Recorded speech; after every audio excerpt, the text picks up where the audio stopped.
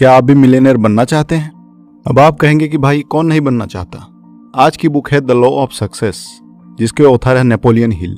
Napoleon Hill अपने बेहतरीन काम जैसे थिंक एंड ग्रो रिच के लिए जाने जाते हैं, जिसका नाम अब तक की 10 बेस्ट सेलिंग बुक की लिस्ट में शामिल है। उनके ज्यादातर बुक्स का थीम सक्सेस हासिल करने पर ही फोकस किया गया है। नेपोलियन हिल का मानना था कि जब आपकी उम्मीदें बहुत ऊंची होती हैं तो आपका जीवन भी बड़ा और शानदार होता है। तो आइए शुरू करते हैं इस शानदार बुक से, जिसका टाइटल है द लॉ ऑफ सक्सेस। और बुक का इंट्रोडक्शन कुछ इस तरह के सवाल से शुरू होता है, क्या आप भी मिलियनर बनना चाहते हैं? अब आप कहेंगे भाई कौन नहीं बनना चाहता। बिल्कुल सही बात है। आजकल किसी को सक्सेसफुल तभी माना जाता है जब वो करोड़पति होता है, मगर पहले कामयाब लोगों की सक्सेस पैसों से नहीं आंकी जाती थी। पर आज समय बदल गया है। अब तो इतने लोग मिलियनेयर की गिनती में आ गए हैं कि उन्हें उंगलियों पर गिना नहीं जा सकता। अरे आप उदास मत होइए, आप उनसे अलग नहीं हैं। आप भी वो सब हासिल कर सकते हैं जो उन्होंने किया है। आपको सिर्फ लॉ ऑफ सक्सेस के बारे में जानने की जरूरत है। ये बुक सक्सेस और पैसा दोनों कमाने के लिए बहुत प्रैक्टिकल बुक है। आप जो सबक इस बुक में सीखेंगे उन्हें असल जिंदगी में आजमाया जा चुका है, इसलिए निश्चिंत रहें कि ये बिल्कुल काम करता है। दुनिया भर के हजारों मिलियनेयर इसी का तो इस्तेमाल करते हैं। ये बुक आपको सेल्फ डिस्कवरी यानी खुद को खोजने के रोमांचक सफर पर ले जाएगी। आपको समझ में आने लगेगा कि लाइफ में अपने पैशन को कैसे ढूंढना है और कैसे गोल सेट करना है। इतना ही नहीं, आप फोकस करने की अहमियत और लॉ ऑफ अट्रैक्शन को यूज करना भी सीखेंगे, जिनकी मदद से आपके रास्ते आसान होते चले जाएंगे।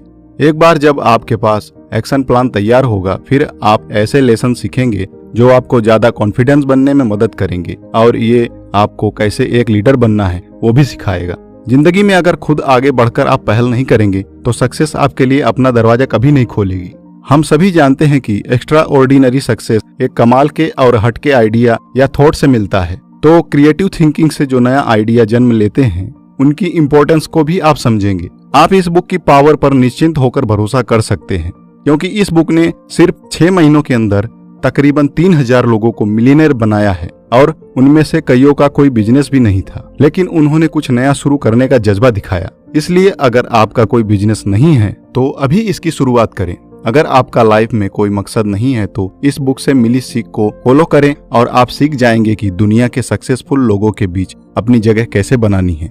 अगर वो कर सकते हैं तो आप भी बिल्कुल ऐसा कर सकते हैं। तो आइए आगे बढ़ते हैं, शुरुआत करते हैं चैप्टर से।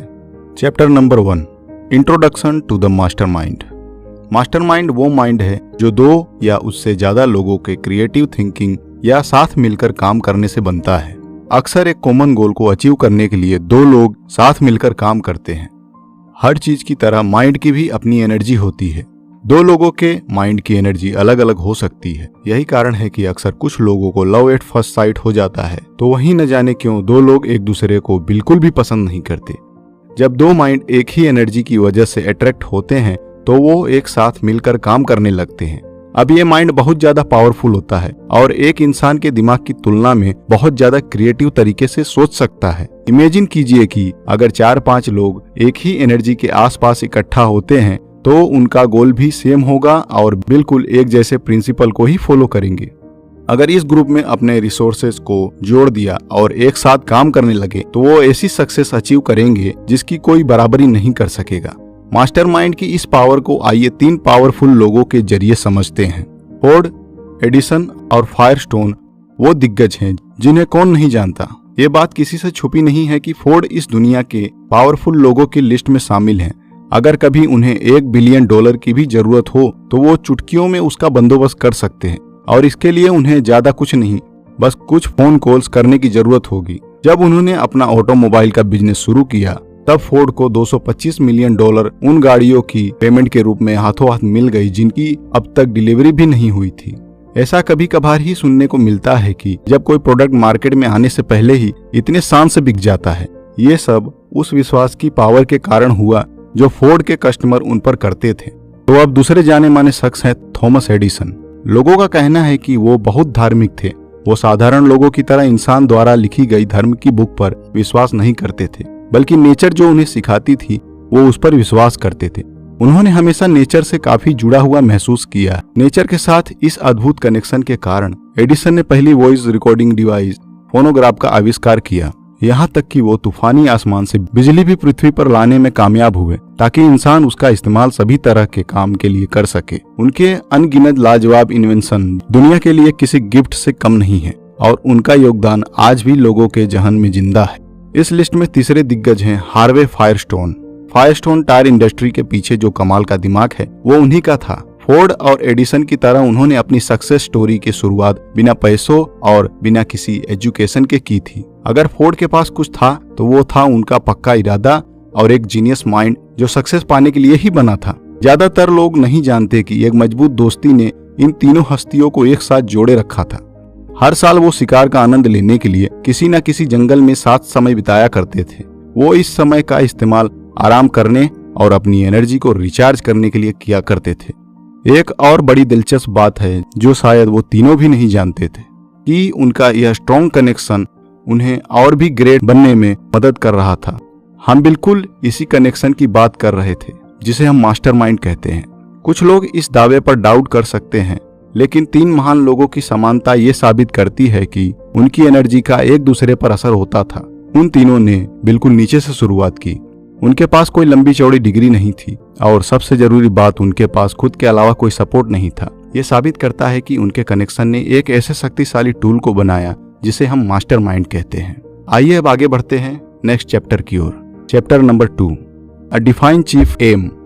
हर इंसान के पास लाइफ में एक गोल होना चाहिए। इसके दो कारण हैं। सबसे पहला, जब आप एक डेफिनेट गोल सेट करते हैं तो आप उस गोल के अनुसार काम करने के लिए खुद को प्रोग्राम करने लगते हैं। ये साइकोलॉजिकल रूप से साबित हो चुका है कि जब हम अपने थॉट को किसी एक चीज पर फोकस करते हैं तो हम ऑटोमेटिकली उस गोल के हिसाब से परफॉर्म करने लगते हैं। दूसरा फायदा ये है कि आपको एक ऐसा वर्किंग प्लान तैयार करने में मदद करता है जो आपको बेशुमार दौलत दिला सकता है। हम सभी सक्सेसफुल और अमीर बनना चाहते हैं, लेकिन ये तभी हो सकता है जब हम अपनी पावर और एनर्जी को एक ही रास्ते पर फोकस करें, क्योंकि पावर ऑर्गेनाइज एफर्ट होता है। एक डेफिनेट गोल होने से ये आपकी लाइफ में उन लोगों को अट्रैक्ट करने लगेगा जिनका माइंडसेट बिल्कुल आप जैसा होता है। जब आप ऐसे लोगों के साथ अपनी एनर्जी को जोड़ते हैं तो आप ऐसा पावरफुल मास्टरमाइंड बना सकते हैं जो आपको एक्स्ट्रा ऑर्डिनरी सक्सेस की गारंटी देता है। आइए अब ऐसे आदमी से सीख लेते हैं जिसके 7 बेटे थे। एक बूढ़ा आदमी था जिसके 7 बेटे थे। वो हमेशा आपस में लड़ते रहते थे। ना वो कभी साथ में काम करते थे, ना कभी किसी एक बात पर सहमत होते। इसीलिए एक दिन उस बूढ़े ने उन सबको सबक सिखाने की ठान ली।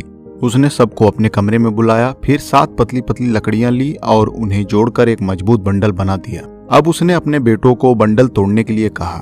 उसके हर बेटे ने कोशिश की, लेकिन कोई भी उस बंडल को तोड़ नहीं पाया। अब वो बुजुर्ग व्यक्ति मुस्कुराने लगा। उसने उस बंडल पर बंधी रस्सी को खोला तो लकड़ियां अलग अलग हो गई। अब उसने हर बेटे को एक लकड़ी दी और उसे तोड़ने के लिए कहा। इस दफा उन सब ने बड़ी आसानी से लकड़ी को तोड़ दिया। तब उसने अपने बेटों को समझाया कि जो सबक इन लकड़ियों ने सिखाया है वो बहुत अनमोल और कीमती है। जब लकड़ियां साथ बंधी होती हैं तो वो मजबूत होती हैं और उन्हें आसानी से तोड़ा नहीं जा सकता। लेकिन बंडल खुलने पर जब वो अलग अलग हो जाती हैं तो वो कमजोर होती हैं और कोई भी उन्हें आसानी से तोड़ सकता है। फिर उसने कहा कि अगर वो साथ मिलकर काम करेंगे तो कोई उन्हें नुकसान नहीं पहुंचा पाएगा, उनके सक्सेस के रास्ते में कोई बाधा नहीं डाल पाएगा। लेकिन अगर वो ऐसे ही झगड़ते रहे और अपना जीवन यूं ही अलग अलग जीते रहे तो वो हमेशा ही कमजोर बने रहेंगे और लोग आसानी से उनका फायदा उठाते रहेंगे। सक्सेस के लिए ऑर्गेनाइज्ड एफर्ट एक बहुत ही पावरफुल हथियार है। अपने आसपास के लोगों को कभी कम ना समझें। लाइफ को मीनिंगफुल बनाने के लिए आपके पास एक मकसद होना चाहिए। फिर उस पर फोकस करें और ऐसे लोगों को ढूंढें जो उसे हासिल करने में आपके साथ कदम से कदम मिलाकर चल सकें। आइए आगे बढ़ते हैं और सेल्फ कॉन्फिडेंस इस चैप्टर को समझते हैं। क्या आप जानते हैं कि आपके पास और आपके सक्सेस पाने की इच्छा के बीच में कौन खड़ा है? वो है आपका डर। डर हमारी कमियों का सबसे बड़ा कारण है। हम न जाने कितनी चीजों से डरते हैं, गरीबी से, क्रिटिसिज्म से, बूढ़े होने से, बीमार होने से, यहाँ तक कि ये जानते हुए भी कि जो पैदा होता है उसे एक न एक दिन तो मरना ही है, हम फिर भी मरने से डरते हैं। हम इस डर की मानसिकता के साथ ही बड़े हुए हैं और ये हमारे सबकॉन्शियस माइंड में बैठ गया है। इसलिए हमारे डर पर काबू पाने के लिए हमें कॉन्फिडेंट होने की और ऑटो सजेशन को इस्तेमाल करने की जरूरत है। खुद पर कॉन्फिडेंस रखें और हमेशा पॉजिटिव सोच बनाए रखें और ऑटो सजेशन के लॉ को अपना चमत्कार करने दें। जब आप किसी गोल पर अपना पूरा ध्यान फोकस करते हैं तो आप अपनी लाइफ में वो सब कुछ अट्रैक्ट करने लगते हैं जो आपके रास्ते को आसान करता चला जाता है। अगर आपको लगता है कि आपके सपने बहुत बड़े हैं तो सेल्फ कॉन्फिडेंस आपका सबसे अच्छा दोस्त होता है। आइए इसे दुनिया के एक बेहतरीन सेल्समैन से सीखते हैं। चार्ली हमेशा घबराने वाला डरपोक किस्म का लड़का था। सभी जानते हैं कि वो दब्बू था और आसानी से बात मान लेता था। चार्ली का मानना था कि शांति और सुकून से जीने के लिए आपको चुपचाप और पीछे छुपकर जीना चाहिए ताकि किसी का आप पर ध्यान नहीं जाए। एक दिन चार्ली ने सेल्फ कॉन्फिडेंस पर एक लेक्चर सुना। उस लेक्चर में कहे गए शब्दों ने उस पर ऐसा असर किया कि उसने तुरंत खुद को बदलने का फैसला किया। अगले दिन चार्ली अपने बॉस के पास गया और उसने न्यूज़पेपर की कंपनी में उसकी पोजीशन को बदलने के लिए कहा। उसने कहा कि वो एडवर्टाइजिंग डिपार्टमेंट में काम करना चाहता है। मैनेजर ने उसकी बात मान लिया और चार्ली ने उस दिन से अपना नया काम शुरू कर दिया। अब हर कोई इस बात पर बेट लगा रहा था कि चार्ली तो फेल हो जाएगा, लेकिन चार्ली ने ठान ली थी कि वो सक्सेसफुल होकर लोगों की बातों का जवाब देगा। वो अपने ऑफिस में गया और उसने उन लोगों की लिस्ट बनाई जिन्हें वो अपना प्रोडक्ट बेचना चाहता था। लेकिन ये कोई ऐसी वैसी लिस्ट नहीं थी, ये बहुत अलग लिस्ट थी। चार्ली ने उन लोगों का नाम नहीं चुना था जिन्हें प्रोडक्ट बेचना आसान था, बल्कि उसने ऐसे नाम चुने थे जिनसे दूसरे सेल्समैन डील करने से कतराते थे। चार्ली इस बार कॉन्फिडेंट तो था, लेकिन नेचर से अब भी शर्मीला था। इस कमी से उभरने के लिए उसने पार्क जाने का फैसला किया। वो अपने साथ वो लिस्ट भी लेकर गया और उन लोगों के नाम को बार बार दोहराने लगा। वो खुद से कहता रहा कि इस महीने के अंत तक इस लिस्ट के सारे लोग पक्का उससे प्रोडक्ट खरीद लेंगे। अपनी नई पोस्ट के पहले हफ्ते के दौरान चार्ली उस लिस्ट में शामिल 3 लोगों को प्रोडक्ट बेचने में कामयाब रहा। इस चीज को उसने अपने पेपर में एडवर्टाइज भी किया। आश्चर्य की बात तो ये थी कि जिन्हें कोई भी प्रोडक्ट नहीं बेच पाया था, चार्ली ने उन सभी लोगों को प्रोडक्ट खरीदने के लिए मना लिया था। सिर्फ एक शख्स ऐसा था जो उसके ऑफर को बार बार रिजेक्ट करता रहा। आपको क्या लगता है कि चार्ली ने उस आदमी का नाम लिस्ट से हटा दिया? अजीब बिल्कुल नहीं। वो अब कहाँ मानने वाला था। अगला महीना शुरू हो गया, लेकिन चार्ली ने लोगों के नाम के कोई नई लिस्ट नहीं बनाई, बल्कि उस एक नाम पर ही अड़ा रहा। पूरे महीने हर सुबह वो उस क्लाइंट को फोन करता और वो हर बार उसे मना कर देता। महीना खत्म होते होते आखिर एक दिन उस आदमी ने चार्ली से पूछ लिया कि वो क्यों उस पर अपना टाइम बर्बाद कर रहा था, जबकि वो अच्छे से जानता था कि वो उसका ऑफर एक्सेप्ट नहीं करेगा। चार्ली ने इसका जवाब बड़ी चतुराई से दिया। उसने कहा कि हर रोज फोन करने से वो उस हर बहाने के बारे में जान पा रहा था जो एक कस्टमर किसी सेल्समैन को मना करने के लिए करता है। इससे वो एक ऐसी स्ट्रेटेजी बना सकता था कि उसके पास कस्टमर के हर बहाने का बेहतरीन उपाय हो और जिसे सुनने के बाद वो कस्टमर किसी भी सूरत में प्रोडक्ट खरीदने से मना न कर पाए। चार्ली का जवाब सुनकर उस आदमी को बड़ा ताज्जुब हुआ। चार्ली की लगन और खुद पर जो उसका अटल विश्वास था, उसकी तारीफ किए बिना नहीं रह पाया। उसने चार्ली की धुन को देखकर आखिर एक एडवर्टाइजिंग पोस्ट खरीदने का मन बना ही लिया। ये डील चार्ली के करियर का सबसे इम्पोर्टेंट सौदा साबित हुआ। इस अकेले डील ने चार्ली को दुनिया का सबसे फेमस सेल्समैन बना दिया, और क्या ये बताने की जरूरत है कि इसी की वजह से चार्ली एक मिलियनर बन गया था। तो जो अपने काम की धुन में रमा रहता है, सफलता झक मार के उसके पास चली आती है। और आइए कामयाबी पाने की सीढ़ी यानी कि अगले चैप्टर की ओर बढ़ते हैं, जो है द हैबिट ऑफ सेविंग। क्या आप जानते हैं कि अगर किसी काम को बार बार करो तो वो हमारी आदत बन जाती है। कभी आदत अच्छी भी हो सकती है और बुरी भी। एग्जाम्पल के लिए, पैसे बचाना हर सक्सेसफुल आदमी की आदत है, जो एक बहुत पावरफुल हैबिट है जिसे हम अक्सर नजरअंदाज करते हैं। पैसे बचाने के लिए आपको अपने इनकम को एक खास तरीके से अलग अलग चीजों में डिस्ट्रीब्यूट करने की जरूरत है। आपको हर महीने अपनी कमाई का कम से कम 10% बचा कर रखना चाहिए। अगर आप 20% बचाते हैं तो फिर क्या कहने। पैसे बचाना फाइनेंशियल इंडिपेंडेंस का रास्ता होता है। आप अपनी सेविंग से नए प्रोजेक्ट शुरू कर सकते हैं जिससे और ज्यादा पैसा जनरेट होगा। इस तरह ये आपको बहुत सक्सेस और उससे भी ज्यादा पैसे देने की गारंटी देता है। आइए एक ऐसे नौजवान किसान की कहानी सुनते हैं जिसने अपनी छोटी सी बचत को एक बड़ी रकम में बदल दिया था। सैम ने बेहतर मौकों की तलाश के लिए अपने खेतों पर काम करना छोड़ दिया। काम ढूंढते ढूंढते उसे एक दिन एक प्रिंटिंग प्लांट में जॉब मिल गई। वहां उसने साथ काम करने वाले एक आदमी को हर हफ्ते $5 बचाते हुए देखा। वो इस बात से काफी इम्प्रेस हुआ और उसने खुद इसे फॉलो करने का मन बनाया। उस प्लांट में 3 साल तक काम करने के बाद सैम $900 बचाने में कामयाब रहा। वो कहते हैं ना, समय कभी एक जैसा नहीं रहता। तो ऐसा ही कुछ उस प्रिंटिंग प्लांट के साथ भी हुआ। उस प्लांट के ओनर्स का लगभग दिवाला निकल गया था और अब वो ये बिजनेस बंद करने की सोच रहे थे। उस वक्त सैम के अकाउंट में $900 थे और वो उन ओनर्स की मदद करना चाहता था। इसलिए उस बिजनेस में उसने अपने पैसे इन्वेस्ट किए और इसके बदले में उसे 50% हिस्सा दिया गया। अब जरा सोचिए कि अगर सैम पैसे नहीं बचाता तो क्या ये मौका उसके हाथ से निकल नहीं जाता। पैसे इन्वेस्ट करने के बावजूद उसने अपनी जॉब छोड़ी नहीं, बल्कि अपनी सैलरी के साथ साथ उसने हर साल $25,000 प्रॉफिट भी कमाया। सैम ने कभी नहीं सोचा था कि उसके साथ ऐसा कुछ होगा, लेकिन जिंदगी में अक्सर मौके हमारे दरवाजे पर तब दस्तक देती है जब हमें उसकी सबसे कम उम्मीदें होती हैं। क्योंकि सैम ने पैसे बचा रखे थे तो वो किसी भी अच्छे मौके का स्वागत करने के लिए बिल्कुल तैयार था। इससे कोई फर्क नहीं पड़ता कि आप कितना पैसा सेव करते हैं। वो कहते हैं ना कि बूंद बूंद से घट भरे, तो आपकी छोटी से छोटी बचत कब एक बड़ी अमाउंट बन जाएगी, आपको पता भी नहीं चलेगा। और क्या पता सैम की तरह जिंदगी आपको भी किसी दिन एक कमाल का अवसर दे दे। हाँ, इसमें कोई दो राय नहीं है कि 20% बचाना या आज के जमाने में 10% बचाना भी किसी चैलेंज से कम नहीं है। कई बार बैठे बिठाए यूं ही पैसे खर्च हो जाते हैं, या हमारे कुछ ऐसे दोस्त भी होते हैं जो बस मजे और एंटरटेनमेंट के लिए हजारों रुपए उड़ा देते हैं। लेकिन आपको थोड़ी कोशिश करके अपना मन पक्का करके अपने गोल पर फोकस करना होगा। अब इस कहानी में ही देख लीजिए, सैम बहुत गरीब था, बड़ी मुश्किल से उसका गुजारा हो रहा था, लेकिन वो बहुत स्मार्ट था। उसने पैसे बचाने के लिए इस अद्भुत आदत की ताकत को समझ लिया था। उसने तुरंत इसे अपनाया और उसका नतीजा ये हुआ कि आगे चलकर उसकी थोड़ी सी बचाई हुई रकम से उसने बहुत पैसा कमाया, जिसने उसकी जिंदगी को खुशहाल और कंफर्टेबल बना दिया। आप भी ऐसा कर सकते हैं, बस थोड़ी सी कोशिश करने की देर है। तो आइए अब आगे बढ़ते हैं और चलते हैं नेक्स्ट चैप्टर की ओर। Initiative and leadership. कॉन्फिडेंस एक महान लीडर का सबसे बड़ा गुण होता है। आप इसे उसका सबसे खास हथियार भी कह सकते हैं, क्योंकि इसी के दम पर वो लोगों को मोटिवेट करने और उनमें जोश भरने में कामयाब होता है। किसी पर डिपेंडेंट हुए बिना अपने दम पर हर काम को कर गुजरने के जज्बे के बिना आप एक महान लीडर नहीं बन सकते।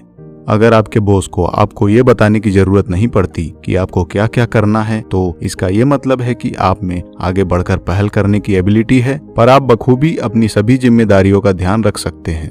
पहल करना या इनिशिएटिव लेना सक्सेस के लिए बहुत इंपॉर्टेंट क्वालिटी होता है।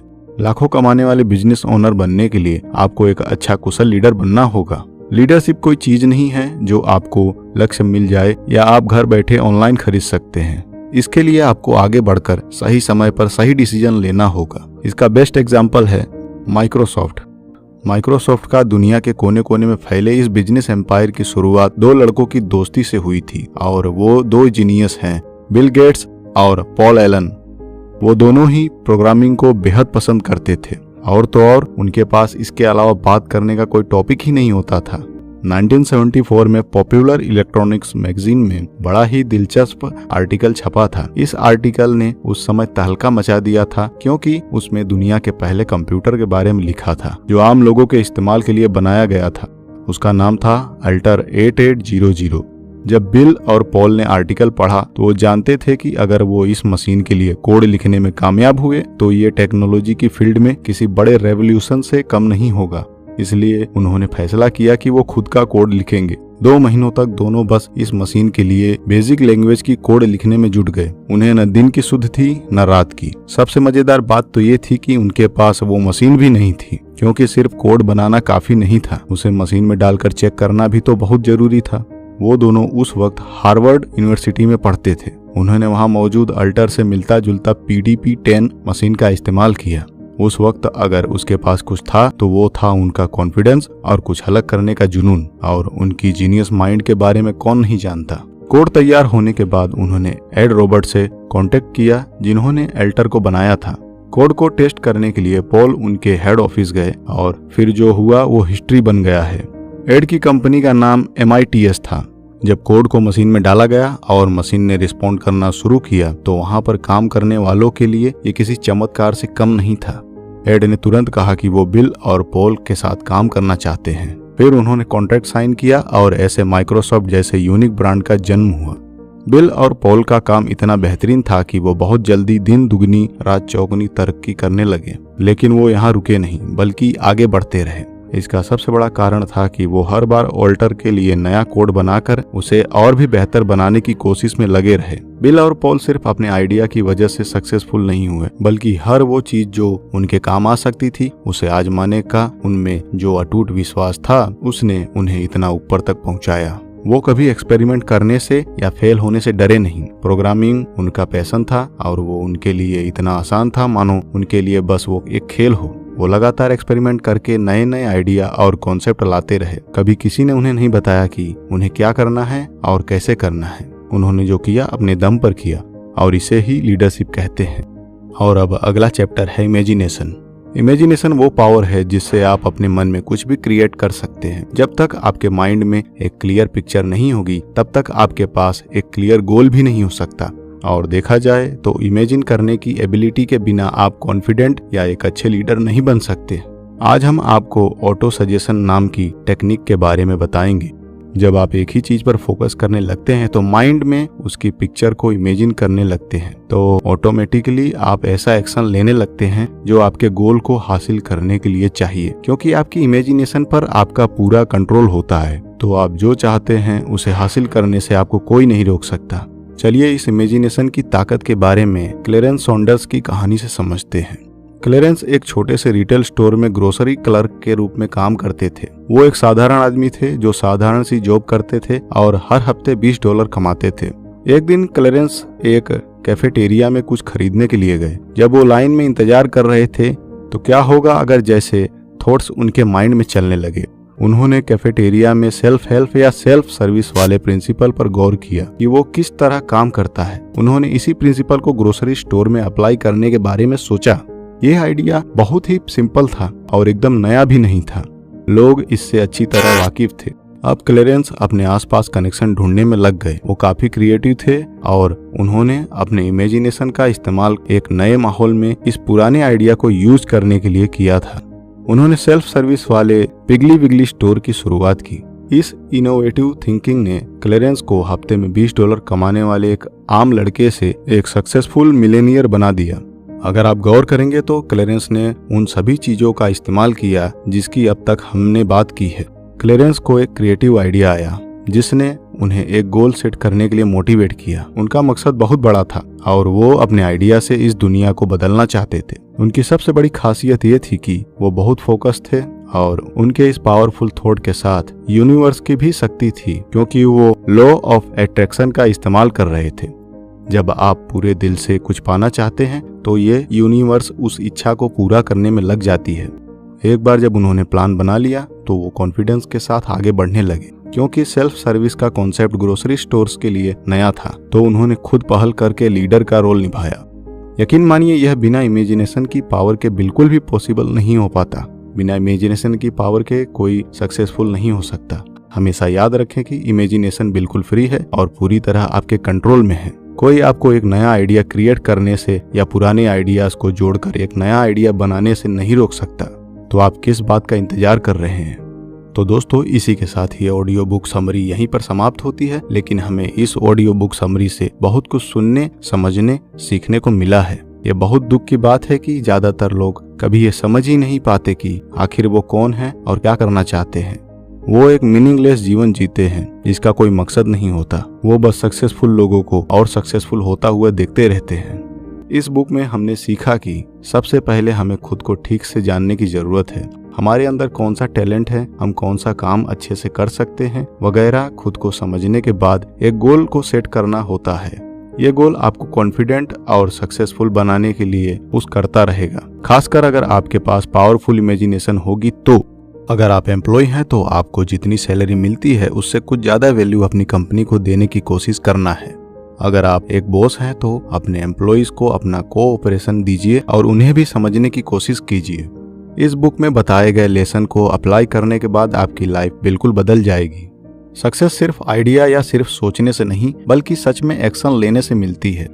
समय किसी के लिए नहीं रुकता। आज जो मौका हमारे सामने है वो ज्यादा देर हमारे लिए इंतजार नहीं करेगा और ना ही बार बार हमारा दरवाजा खटखटाएगा। इसलिए इधर उधर देखना बंद करके आगे बढ़ने की पहल करना होगा। तो बस अपनी ये थिंकिंग क्लियर रखें कि एक डेफिनेट गोल सेट करें। हमेशा इमेजिनेशन की पावर को यूज करके कुछ नया सोचें। आपका फोकस इतना जबरदस्त होना चाहिए कि यूनिवर्स का लॉ ऑफ अट्रैक्शन आपके सपनों को साकार करने में लग जाए। पैसा सेव करने की आदत डालें और याद रखें कि आप खुद अपनी किस्मत के लीडर हैं। और सबसे जरूरी बात यह है कि लोगों के जीवन में कुछ ना कुछ वैल्यू जरूर ऐड करें। यह वैल्यू कुछ भी हो सकती है, जैसे फाइनेंशियल, इमोशनल या परफॉर्मेंस वैल्यू। आज आप जो एक्शन लेंगे वो क्या पता आपको कल मिलेनियर बना दे। और मुझे यकीन है कि आप भी मिलेनियर जरूर बनना चाहते हैं, है ना? तो दोस्तों, उम्मीद करते हैं कि आपको ये ऑडियो बुक समरी बहुत पसंद आई होगी।